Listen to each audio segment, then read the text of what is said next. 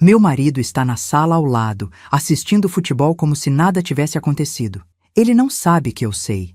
Não sabe que o exame de DNA está na minha bolsa, dobrado em 4, manchado pelas minhas lágrimas. Não sabe que 20 anos de mentiras acabaram de desabar sobre mim como um prédio condenado. O filho que criei. O menino que deixaram na minha porta quando eu tinha 35 anos. O bebê que ninguém quis. Era dele. Dele e da amante que eu nunca conheci, mas que teve coragem de fazer o que eu nunca consegui. Deixar um filho nos meus braços e desaparecer como fumaça. Olho para Guilherme dormindo no sofá, com 20 anos agora, o rosto tranquilo, inocente. Ele não sabe de nada. E Júlio, meu marido, segue rindo da televisão como se a vida dele não estivesse prestes a implodir. Eu poderia gritar, poderia acordar a casa inteira, jogar o papel na cara dele, exigir explicações, mas não vou. Porque descobri que a vingança mais doce não é a explosão, é o silêncio calculado antes dela. Antes de continuarmos, por favor, inscreva-se no canal e deixe nos comentários de onde você está nos ouvindo. Recife, Pernambuco, junho de 2005. A madrugada estava abafada, daquelas que fazem a pele grudar no lençol e o ventilador girar sem trazer alívio. Eu acordei suada, sem entender de onde vinha aquele barulho estranho. Choro, um choro fino, desesperado, vindo de fora. Levantei devagar, sem acender a luz. Júlio roncava do meu lado, como sempre. 28 anos de casamento e ele nunca acordava com nada. Nem tempestade, nem ladrão, nem choro de criança alheia. Coloquei o chinelo e fui até a porta. Quando abri, o mundo parou. Lá estava ele. Um bebê enrolado numa manta azul desbotada, dentro de uma caixa de papelão. Não devia ter mais que 3, 4 meses. O rostinho vermelho de tanto chorar. Os olhinhos inchados, as mãozinhas apertadas em punhos minúsculos. Olhei para a rua, vazia. Apenas o poste piscando e o som distante de um carro acelerando longe demais para eu ver a placa. Peguei a caixa. O bebê se acalmou assim que senti o peso dele nos meus braços, como se soubesse, como se reconhecesse em mim algo que eu mesma não sabia que ainda existia. Entrei, fechei a porta, sentei na cozinha e simplesmente olhei para ele. Não havia bilhete, não havia explicação, apenas um bebê e o silêncio da noite. Júlio, chamei baixo. Nada. Júlio, mais alto. Ele apareceu na porta de cueca, os olhos inchados de sono. Que foi, mulher? Que horas são? Olha isso. Ele piscou, confuso. Olhou para a caixa, para o bebê, para mim. Da onde saiu isso? Tava na porta. Na porta? Na nossa porta. Ele coçou a cabeça, ainda sem processar direito. E agora? Agora eu vou ligar para a polícia, respondi, mas minha voz não tinha convicção nenhuma. Porque no fundo, naquele exato momento, eu já sabia. Eu já sabia que não ia entregar aquele bebê para ninguém. A assistente social veio no dia seguinte. Uma mulher cansada, de óculos fundo de garrafa, blusa amarrotada e uma pasta cheia de papéis que pareciam mais velhos que ela. A senhora entende que isso é abandono de incapaz, né? Disse, olhando para mim como se eu fosse suspeita.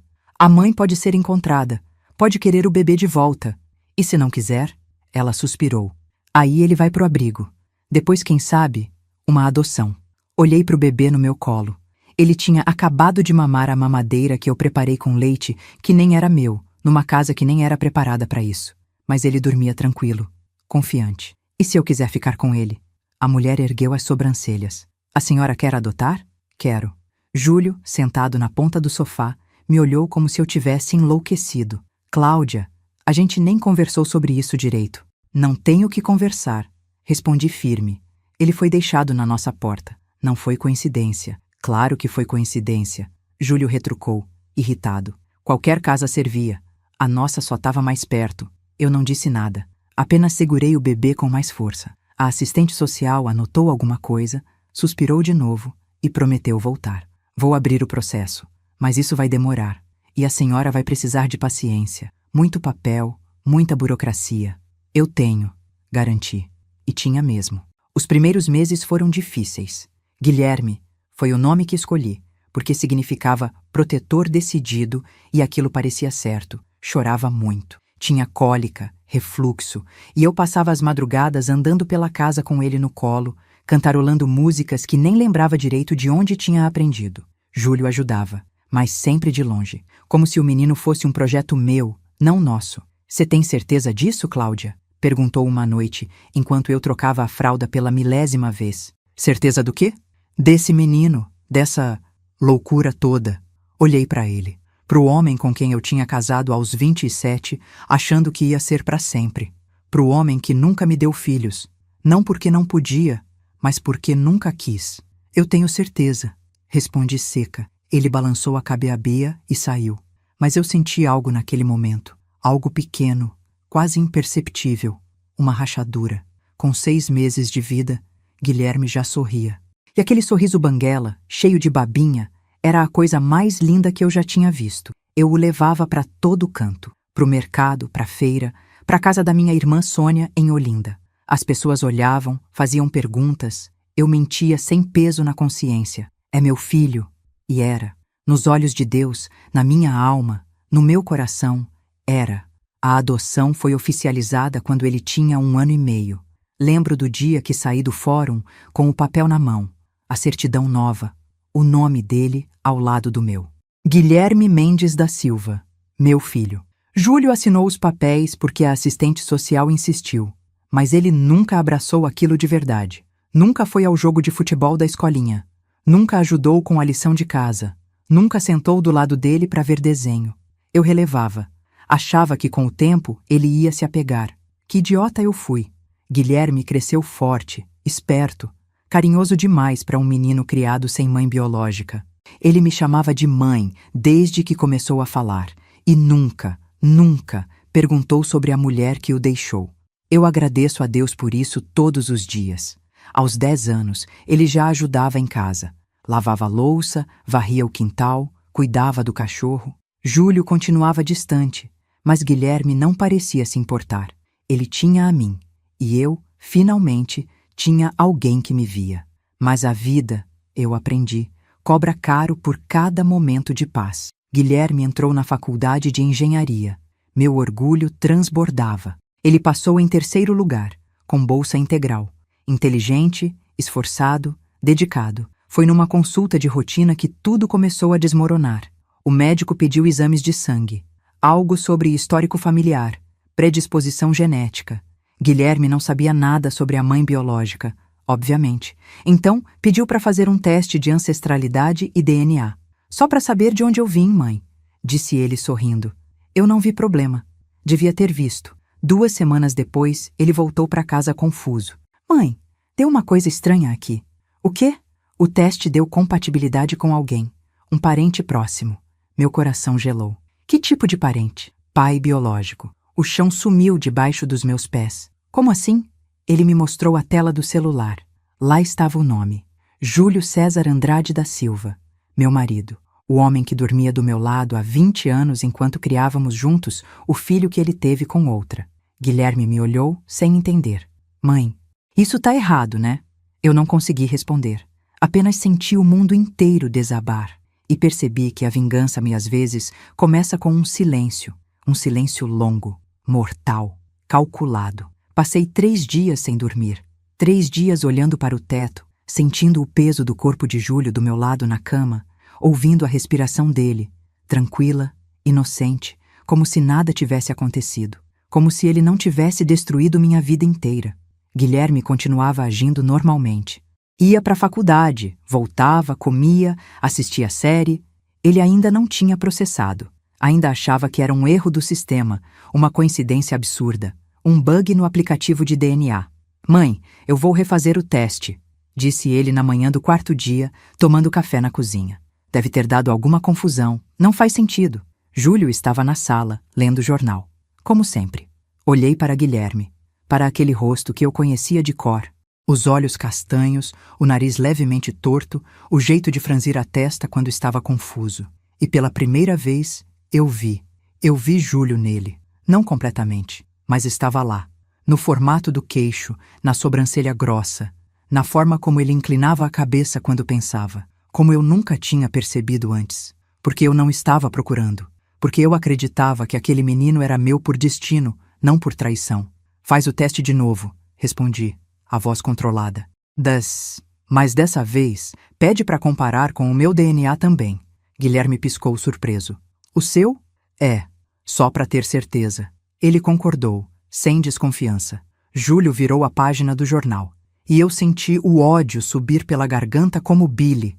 Liguei para minha irmã Sônia naquela tarde. Ela morava a 40 minutos de distância, num apartamento pequeno em Boa Viagem. Era 3 anos mais nova que eu, divorciada, com 2 filhos já crescidos. A única pessoa no mundo em quem eu realmente confiava. Cláudia? Que surpresa! Tá tudo bem? Não, respondi direto. Preciso conversar contigo, pessoalmente. Houve uma pausa. É grave? Muito. Vem agora. Meia hora depois, eu estava sentada na sala dela, com uma xícara de café tremendo na minha mão. Contei tudo: o exame, o nome de Júlio, a compatibilidade genética, a bomba que tinha explodido no meio da minha vida sem fazer barulho. Sônia ficou pálida. Cláudia, tu tá me dizendo que o Guilherme, o menino que tu criou há 20 anos, é filho do Júlio? Isso. Filho dele com quem? Não sei, mas com alguém que teve coragem de deixar a criança na minha porta, na porta da casa dele, sabendo que eu ia pegar, sabendo que eu ia criar. Sônia levou a mão à boca. Meu Deus do céu! Ele sabia, Sônia. Júlio sabia desde o começo. Como tu tem certeza? Porque faz sentido. Tudo faz sentido agora. A frieza dele com o menino, o jeito que ele nunca se apegou, como ele assinou a adoção sem questionar nada, mas nunca tratou Guilherme como filho. Sônia balançou a cabeça, incrédula. E ele nunca disse nada? Nunca. 20 anos, Cláudia. 20 anos dessa mentira. Eu não consegui segurar. As lágrimas vieram todas de uma vez, violentas, rasgadas. Sônia me abraçou forte e eu chorei como não chorava desde que minha mãe morreu. Chorei pela mulher idiota que fui, pela confiança que desperdicei, pelos 20 anos que vivi numa mentira. O que tu vai fazer? Perguntou Sônia baixinho. Limpei o rosto. Respirei fundo. Ainda não sei, mas não vou deixar barato. Quando voltei para casa, Júlio estava assistindo televisão, jogo do esporte. Ele torcia com a mesma paixão de sempre, gritando pro técnico, xingando o juiz. Guilherme estava no quarto, estudando. Sentei na poltrona ao lado dele. Fingi interesse no jogo. Esporte tá mal, hein? Comentei. Péssimo, resmungou Júlio. Esse técnico não sabe nada, igual a tanta gente por aí, respondi, olhando fixo para ele. Gente que finge uma coisa e é outra completamente diferente por dentro. Ele não percebeu a indireta, ou fingiu que não percebeu. Pois é, fiquei ali, observando, estudando cada detalhe daquele homem que eu achava que conhecia. Júlio tinha 58 anos, cabelo grisalho, barriga saliente, a pele manchada de sol. Trabalhou a vida inteira como gerente de loja de material de construção. Nunca foi de grandes sonhos, nunca foi de grandes gestos, mas também nunca foi de grandes verdades. Júlio, chamei de repente. Você alguma vez já me traiu? Ele virou o rosto para mim, a expressão confusa. O quê? É uma pergunta simples. Ele deu uma risada curta, nervosa. Que ideia, mulher! Da onde tu tirou isso? Responde. O sorriso dele vacilou. Não, Cláudia. Nunca te traí. Menti. Ele estava mentindo. Eu vi nos olhos dele, na forma como desviou o olhar, no jeito que a mão tremeu levemente antes de voltar a segurar o controle remoto. Tem certeza? Insisti. Absoluta, respondeu ele já irritado. Para com isso. Tá parecendo doida. Levantei e fui para a cozinha. Não porque acreditei, mas porque não era hora ainda. O segundo exame de DNA saiu uma semana depois. Guilherme abriu o resultado na frente de mim. Ele estava pálido. Mãe, fala. Deu de novo. Júlio é meu pai biológico. Fiz cara de choque, como se fosse a primeira vez que eu estava ouvindo aquilo. Isso não pode estar certo. Eu sei. Eu não entendo. E o meu? Comparou com o meu DNA? Ele engoliu seco. Comparei. E? Não deu compatibilidade. Tu não é minha mãe biológica. Eu já sabia, mas ouvir aquilo em voz alta ainda doeu como uma facada. Respirei fundo, segurei a mão dele. Guilherme, escuta. Eu sou tua mãe. Não importa o que esse papel diz. Eu te criei. Eu te amo. Eu sou tua mãe. Os olhos dele encheram de lágrimas. Eu sei, mãe. Eu sei disso. Mas... E o Júlio?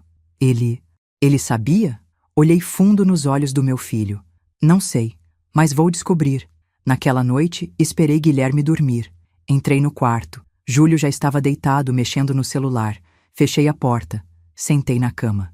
Júlio, a gente precisa conversar. Sobre o quê? Perguntou ele sem tirar os olhos da tela. Sobre Guilherme. Ele finalmente olhou para mim. O que tem o Guilherme? Ele fez um teste de DNA. O rosto de Júlio não se mexeu, mas algo mudou. Algo pequeno. Um músculo que tensionou. Uma respiração que ficou presa. E deu compatibilidade contigo. Silêncio. Um silêncio tão pesado que eu senti ele esmagar meu peito. Júlio piscou. Uma vez. Duas. Isso é impossível. É o que eu pensei também.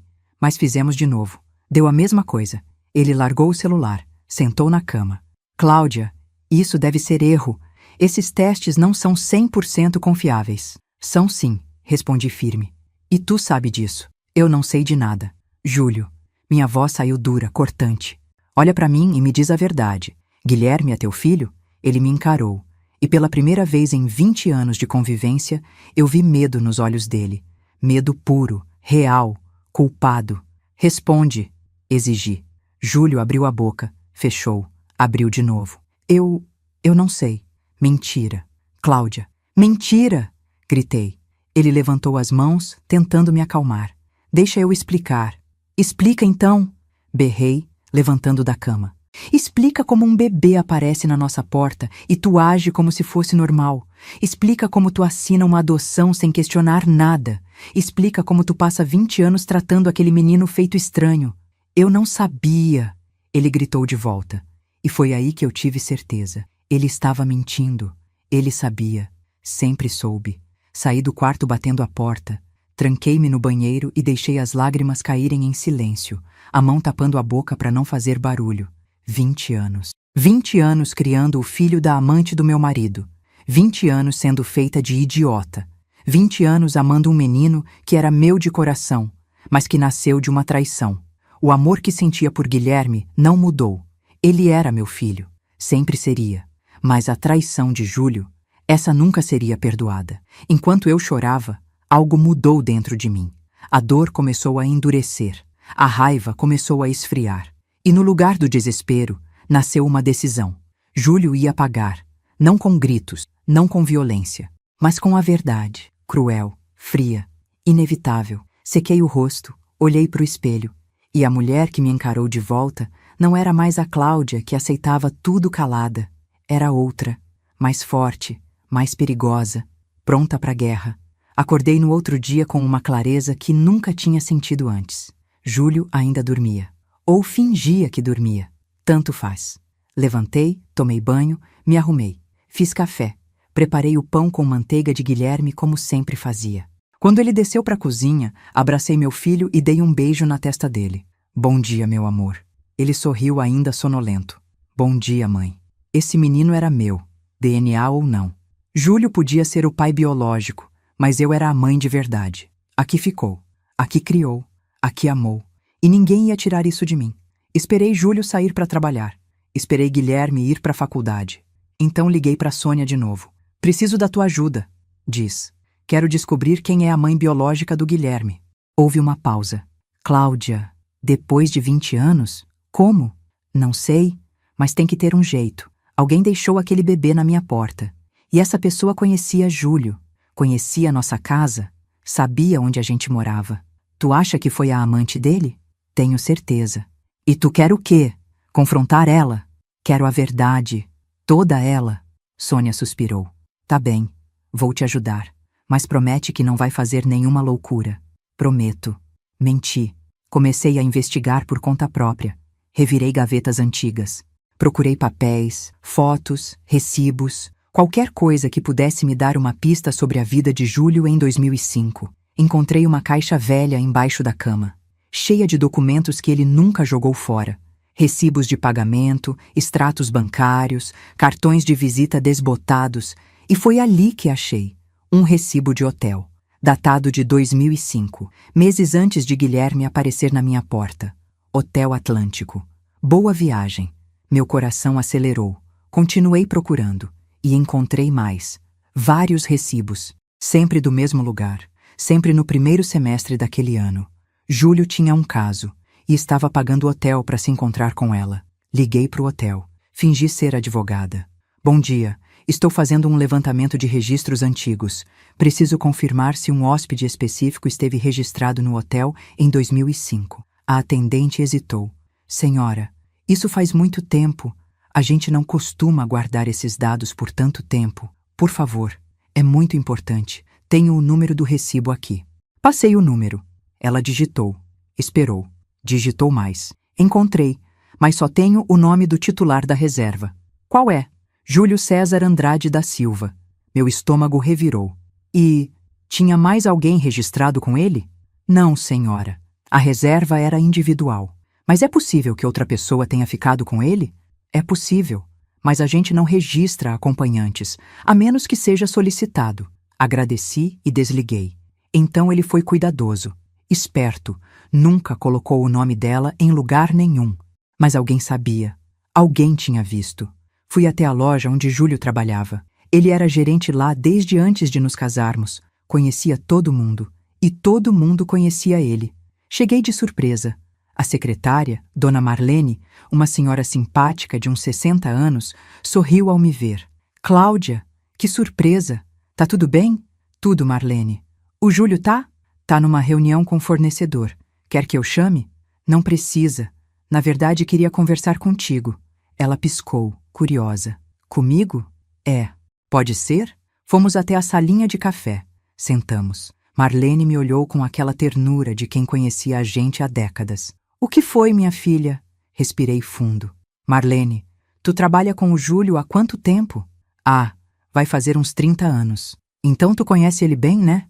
Conheço. E tu lembra de 2005? Ela franziu a testa. Lembro. Por quê? Júlio andava diferente naquela época? Marlene hesitou.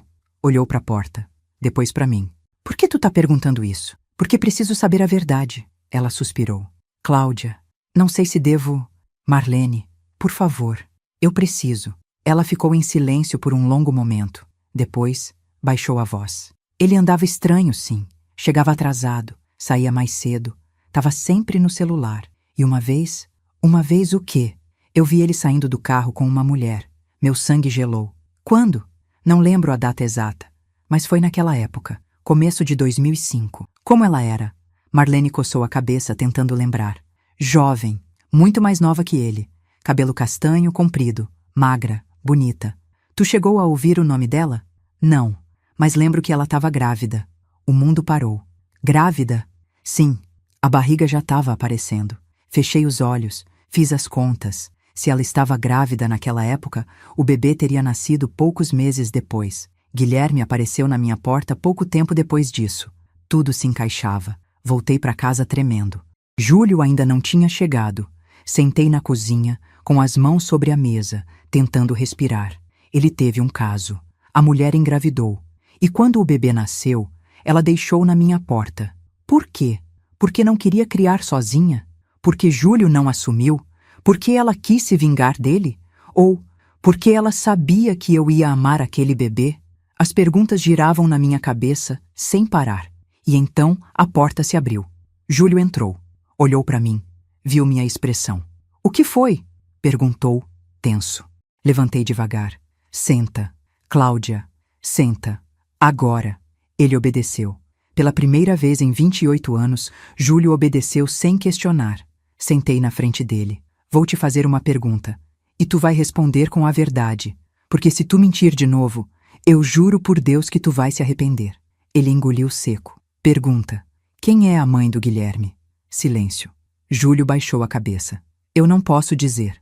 Não pode ou não quer? Cláudia, foi há muito tempo. Quem é ela? Gritei, batendo a mão na mesa. Júlio levantou o rosto. E pela primeira vez, eu vi lágrimas nos olhos dele. O nome dela é Renata. Renata. Esse nome ecoou na minha cabeça como um tiro. Renata quem? Renata Costa. Ela trabalhava numa loja de tintas que a gente fornecia material. E tu teve um caso com ela. Ele não respondeu. Não precisava. Por quanto tempo? Alguns meses. E quando ela engravidou? Ela me disse que estava grávida. Eu terminei com ela. Disse que não podia assumir, que eu era casado. E ela ficou furiosa. Disse que ia contar tudo pra ti, que ia destruir minha vida, mas não contou. Não, porque ela deixou o bebê na nossa porta. Júlio fechou os olhos. Sim, e tu sabia. Eu desconfiei. Quando Tenu apareceu com o bebê, eu olhei para ele e... eu vi. Eu sabia que era meu. E ficou calado, gritei, levantando da cadeira. Ficou calado vendo eu criar o filho que tu teve com outra. Cláudia, eu tinha medo. Medo de perder tudo. Medo de te perder. Tu já me perdeu. Berrei, as lágrimas escorrendo. No dia que tu me traiu, tu me perdeu. No dia que tu deixou eu criar esse menino sem saber a verdade, tu me perdeu. Júlio levantou, tentou me tocar. Dei um tapa na mão dele. Não encosta em mim. Cláudia, por favor, sai da minha frente. Deixa eu explicar. Sai! Ele recuou, assustado. Peguei minha bolsa. Peguei as chaves do carro. Aonde tu vai? Perguntou ele, desesperado. Olhei para ele com todo o desprezo que consegui juntar. Vou atrás da Renata. E saí batendo a porta, porque a verdade ainda não tinha terminado. E eu ia encontrar essa mulher, nem que fosse a última coisa que eu fizesse. Levei 2 dias para encontrar Renata. 2 dias vasculhando redes sociais, ligando para a antiga loja de tintas, perguntando para gente que talvez conhecesse ela. Sônia me ajudou. Fizemos o trabalho de detetive que nenhuma de nós imaginava que sabia fazer. E então achamos. Renata Costa, 43 anos. Morando num apartamento pequeno em Piedade, bairro simples mas arrumado. Trabalhava como caixa num supermercado. Ela nunca casou. Nunca teve outros filhos. Pelo menos não que aparecesse nas redes sociais. Peguei o endereço. Não avisei. Não liguei antes. Simplesmente fui. O prédio era antigo, com pintura descascada e portão enferrujado. Subi as escadas, 4 andares, sem elevador. Meu coração batia tão forte que eu sentia na garganta. Parei na frente da porta do apartamento 402. Respirei fundo. Toquei a campainha. Passos do outro lado. A porta se abriu. E lá estava ela, Renata. Cabelo castanho, mais curto agora, com alguns fios grisalhos. Magra, olheiras fundas, rosto cansado, mas ainda bonito. Ela me olhou sem entender. Pois não? Renata Costa? Sim. Quem é a senhora? Segurei firme a alça da bolsa. Meu nome é Cláudia. Sou casada com Júlio. O rosto dela perdeu toda a cor. Ela deu um passo para trás, a mão segurando a porta como se fosse cair. O que a senhora quer? Conversar. Eu não tenho nada para falar com a senhora. Ela tentou fechar a porta. Coloquei o pé no vão. Renata, por favor, eu só quero a verdade. A verdade sobre o quê? Sobre Guilherme. Ela congelou. Os olhos dela se encheram de lágrimas instantaneamente. Como ele tá? Aquela pergunta me pegou de surpresa. Ele tá bem, respondi, a voz tremendo. Tá na faculdade. É um bom menino. Renata levou a mão à boca, tentando segurar o choro. Graças a Deus. Você sabia que eu ia pegar ele, não sabia? Ela não respondeu. Apenas olhou para mim com aqueles olhos molhados, cheios de dor. Por favor, pedi de novo. Deixa eu entrar. Só 5 minutos. Ela hesitou. Depois abriu a porta. O apartamento era pequeno. Sala, cozinha, um quarto. Tudo limpo, mas velho. Poucas coisas. Nenhuma foto de criança. Sentamos no sofá gasto. Renata não parava de enrolar os dedos, nervosa. Como você me encontrou? Perguntou baixinho. Júlio me contou seu nome. O resto eu descobri sozinha. Ela assentiu, sem me olhar. Ele sabe que você tá aqui? Não. E não me importo. Silêncio. Respirei fundo. Por que você deixou o bebê na minha porta? Renata fechou os olhos. Uma lágrima escorreu. Porque eu não tinha condições de criar ele sozinha. Mas por que na minha porta? Por que não deu para adoção? Porque eu sabia quem você era. Franzi a testa. Como assim? Ela finalmente me encarou. Eu te seguia, Cláudia. Eu via você no mercado, na rua, saindo de casa. Eu sabia onde você morava. Sabia como você era. Meu sangue gelou. Você me espionava? Eu queria saber que tipo de mulher tinha roubado o homem que eu amava. Roubado? Repeti, incrédula. Eu sou a esposa dele há quase 30 anos. Você é que foi a amante. Eu sei. Ela gritou de volta e a voz dela saiu quebrada, desesperada. Eu sei que eu fui idiota. Eu sei que eu fui a outra.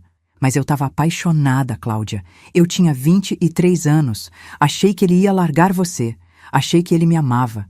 Ela cobriu o rosto com as mãos e começou a chorar. Fiquei ali, olhando aquela mulher desmoronar na minha frente, e senti uma mistura estranha de raiva e pena. Quando eu descobri que estava grávida, continuou Renata soluçando, eu contei para ele. Achei que ia ser nossa chance, que a gente ia formar uma família. Mas ele te largou. Ele me chamou de louca. Disse que nunca ia deixar você, que eu era só uma diversão, que o filho não era problema dele. Ela respirou fundo, limpando o rosto. Eu fiquei desesperada. Não tinha dinheiro. Minha mãe tinha morrido. Meu pai tinha sumido. Eu trabalhava ganhando uma miséria. Como eu ia criar um bebê sozinha? E aí você decidiu me deixar ele. Eu pensei em abortar, confessou, a voz baixa. Pensei em dar para adoção, mas eu não conseguia. Toda vez que eu sentia ele mexer dentro de mim, eu pensava, esse menino é meu. Eu não posso simplesmente sumir com ele. Ela me olhou fundo nos olhos. Então, eu te observei. Vi como você era carinhosa com as crianças da rua, como você ajudava todo mundo, como você era boa. E pensou que eu ia criar seu filho. Oh, eu pensei que você ia dar para ele tudo que eu nunca poderia dar. E eu estava certa. Fiquei em silêncio. Não sabia se queria bater nela ou abraçá-la. Você nunca quis saber dele? Perguntei. Todos os dias, disse ela, a voz rouca. Todos os dias da minha vida eu pensei nele. Me perguntei se ele estava bem, se era feliz, se você amava ele. Eu amo, respondi firme. Mais que tudo, Renata sorriu no meio das lágrimas. Eu sei. Eu sempre soube que você ia amar ele. Ficamos em silêncio por um longo tempo. Então eu falei, Guilherme sabe a verdade. Renata arregalou os olhos. Sabe? Fez um exame de DNA. Descobriu que Júlio é o pai biológico. Meu Deus. E ele tá bem? Tá confuso, magoado, mas tá lidando. Ela assentiu, respirando fundo.